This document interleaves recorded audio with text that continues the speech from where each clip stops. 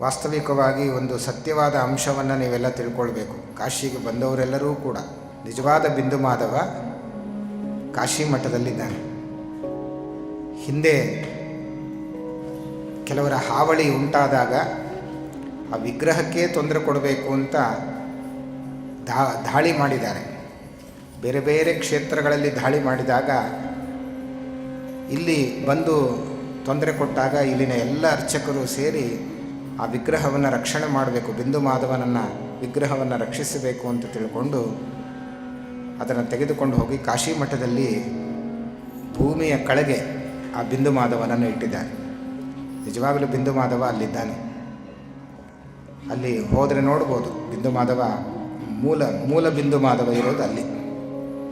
ಆಮೇಲೆ ಸಾಲಿಗ್ರಾಮ ಶಿಲಾಯುಕ್ತವಾದ ಬಿಂದು ಮಾಧವನನ್ನು ಇಲ್ಲಿ ಪ್ರತಿಷ್ಠೆ ಮಾಡಿದ್ದಾರೆ ಪಂಚಗಂಗೆಯ ತೀರದಲ್ಲಿ. ಇಲ್ಲೂ ಒಂದು ರೂಪದಲ್ಲಿ ಸನ್ನಿಹಿತನಾಗಿದ್ದಾನೆ ಪರಮಾತ್ಮ, ಅದರಲ್ಲೇನು ಸಂಶಯ ಇಲ್ಲ.